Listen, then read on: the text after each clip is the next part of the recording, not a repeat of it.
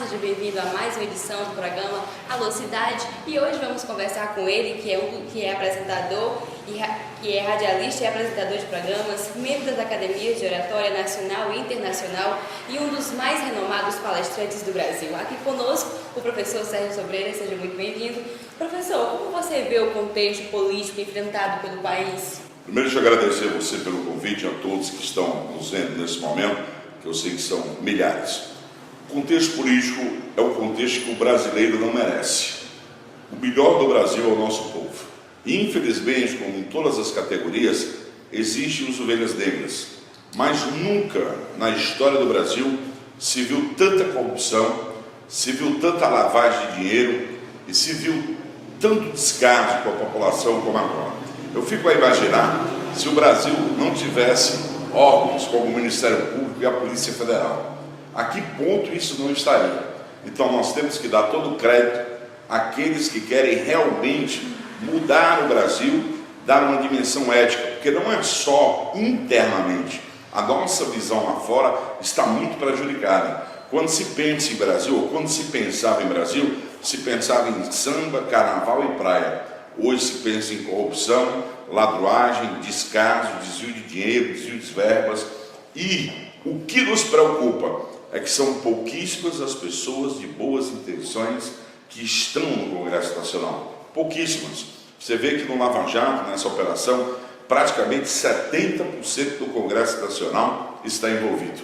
Pessoas colocadas por nós, eleitores, pessoas muitas vezes que se proclamavam acima do bem e do mal. E hoje, quando vem a investigação, a família está toda envolvida, são patrimônios monstruosos, elefantes brancos verdadeiros, coisas de milhões que a nossa cabeça não entende.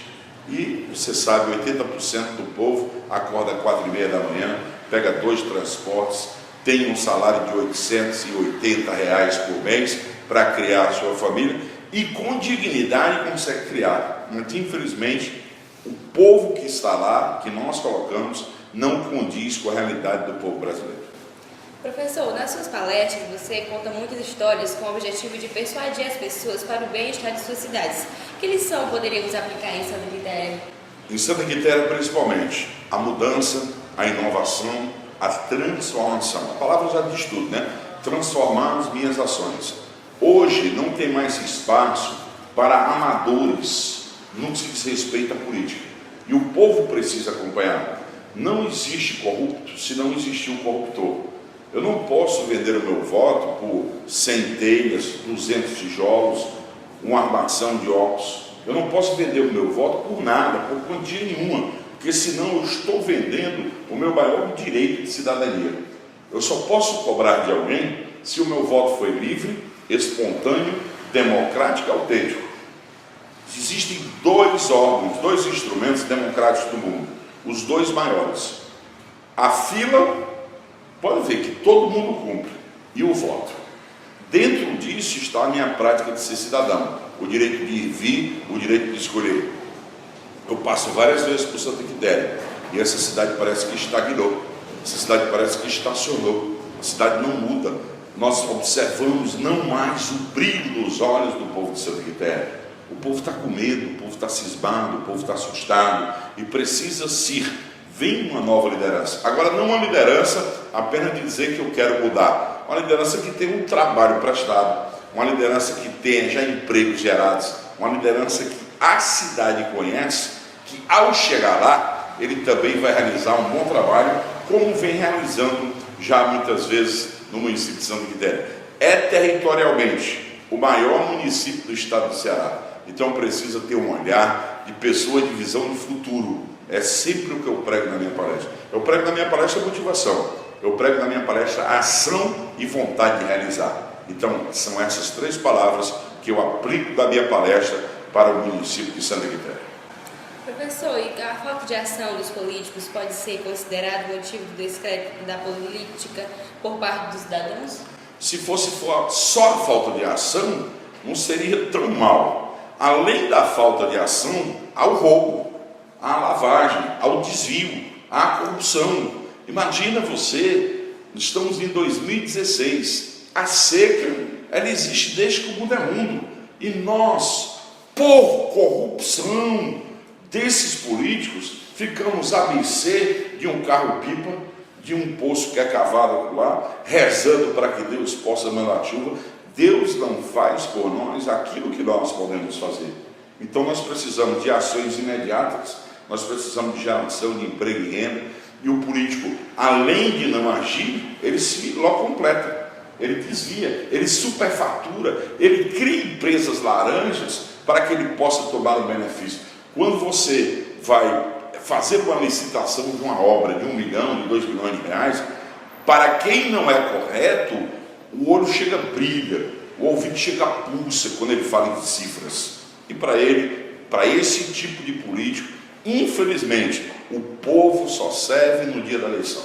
O povo só serve em época de campanha, a ludibriar, a falácias que hoje não levam mais a nada. Independentemente da localidade, independentemente da quantidade de eleitores que existem nessa localidade, não adianta mais essa prática.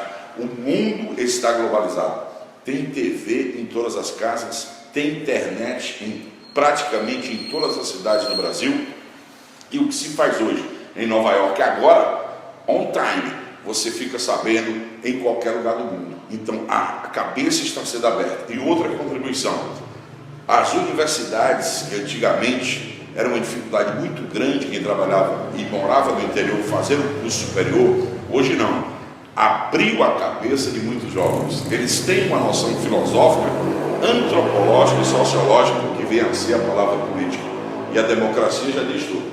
O governo é exercido pelo povo. Na sua concepção, como você classifica o político que tenta comprar o voto e o eleitor que vende o futuro da sua cidade? Político ladrão, falta de ética, corrupto, safado, canalha e sem vergonha. O eleitor, os mesmos adjetivos, porque ele não pode reclamar.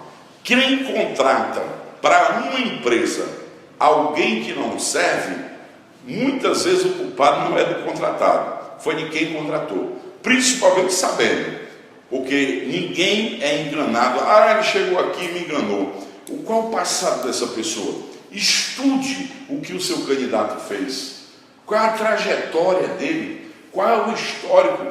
Quem acompanha, observe você, e você que está me vendo nesse instante, o corrupto que rouba, o corrupto safado, ele é acompanhado por um bocado de gangues, primeiro de babões, de pessoas que não fazem nada e querem fazer do serviço público um serviço particular. Só entra a corja dele, só entra o grupo dele, as pessoas que são colocadas em secretarias não têm uma noção técnica exata do que pode fazer, é porque é amigo. E aqui eu digo uma frase muito clara, para que você, eleitor, tenha uma noção.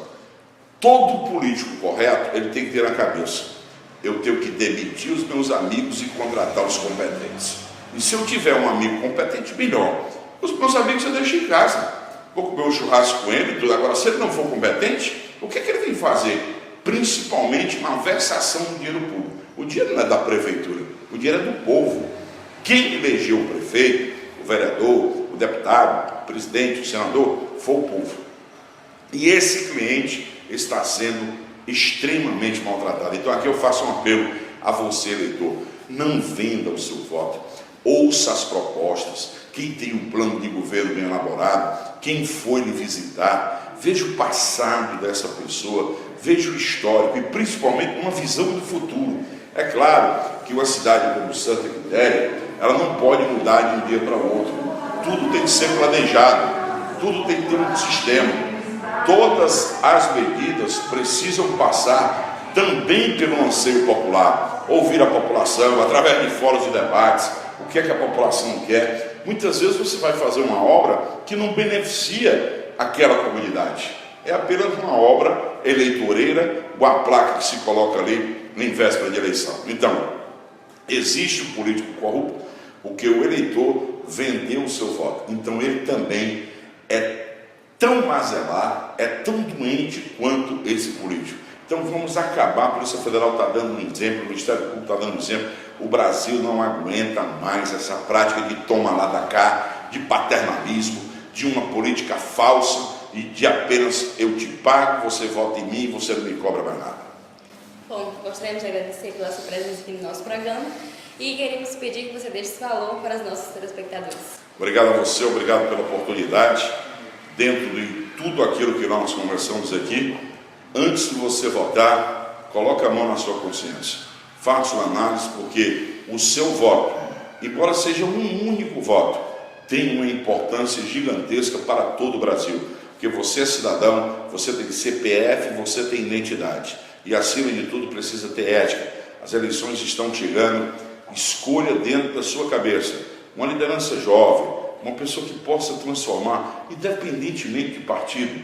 Nesse momento, Santa Quitéria não precisa ver cor partidária, não precisa ver grupinhos, precisa chegar alguém que realmente possa começar a colocar os tijolos do alicerce desta cidade, desse povo tão querido, desse povo festeiro, desse povo cultural, religioso e que gosta principalmente de manter as tradições. E essas tradições não podem ser feridas, não podem ser jamais tiradas desses anseios. Saúde, educação, geração de emprego e renda, tudo isso Santa Quitéria precisa. E eu não tenho dúvida, se o povo tiver a consciência, será um dos maiores municípios do estado do Ceará, em breve, quiçá, nos próximos quatro anos.